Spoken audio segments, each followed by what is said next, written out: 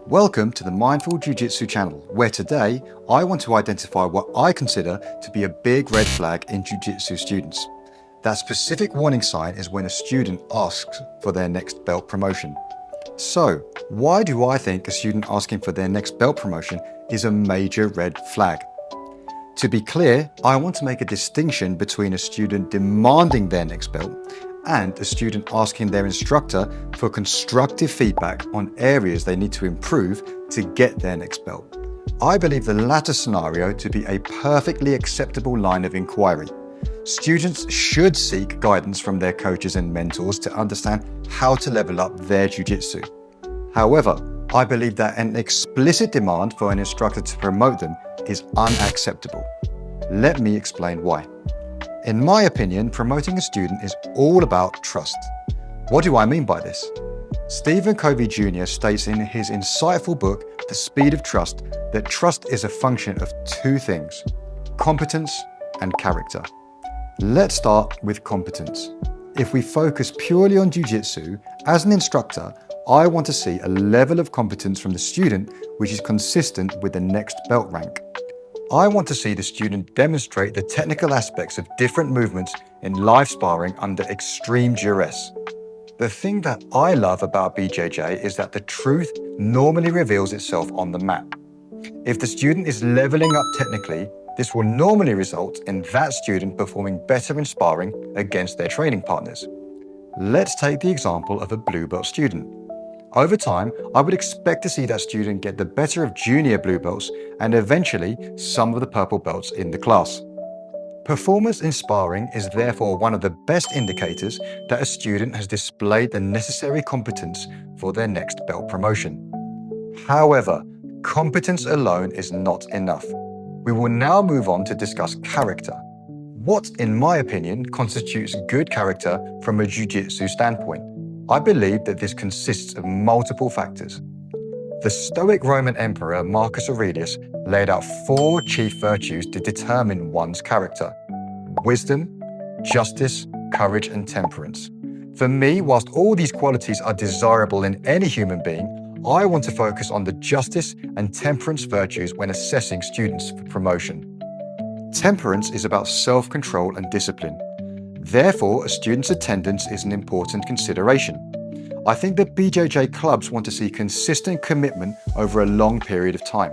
And, ideally, the student should be punctual, at least until they have earned the purple belt privilege of skipping warm-ups.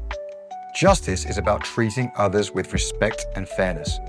I'd like to think that most instructors want respectful students in their clubs who honor higher grades and help junior members. What do I mean by this? Jiu-jitsu is a complicated martial art with a steep learning curve, and there is a plethora of reasons why lower grades can beat higher grades in sparring, including age, weight disparity, and athleticism. Consequently, it does make me question a student's character when they talk openly about how they beat up higher grades and use that as a justification for being put on the fast track to belt promotion. I have the exact same feeling if I see certain students being aloof with lower grades. If I see a student display any of these behaviors, it instantly raises alarm bells for me regarding their maturity and integrity. I also question the student's underlying motivation for doing BJJ if they are that obsessed with belt rank. For me, the learning and journey never stops regardless of what belt you are. I have progressed more since becoming a black belt 7.5 years ago than I did during the previous decade of training. The previously mentioned behavior instantly flags to me that that student may have more sinister ulterior motives centered around status and power. Therefore, it goes without saying that a highly competent student with a dubious character is more likely to be held back when it comes to grading day. Gyms and academies have to be confident that their students are going to represent them with honor. Now, it is important to note that I came from a traditional martial arts background, having done karate from the age of 6 to 13 years old. I love the fact that BJJ is free from the shackles of the syllabus in comparison to most traditional martial arts. You can learn any technique whenever you want, for example, heel hooks as a white belt, and If you're enthusiastic and curious, you don't have to wait to attain a certain belt rank to unlock new learning material within a syllabus. However, the one area I do feel is lacking in BJJ is a code of ethics. Rightly or wrongly, I feel that this is partly due to how closely linked BJJ is to MMA, which rewards bombastic behavior and trash talking. As a result, I feel that disrespectful behavior towards senior students and instructors is more common in BJJ than other traditional martial arts. I have talked to various owners of traditional martial arts gyms, and without fail, all of them have told me that a student demanding to be promoted would firstly be held back for at least a year and expelled entirely if they persisted in pushing that agenda. And whilst I personally think that this is somewhat of an extreme measure, I do genuinely feel that a serious conversation must be had with a student who engages in this behavior about how this is not acceptable. However, I believe that there is one exception to the rule, and that is for active competitors.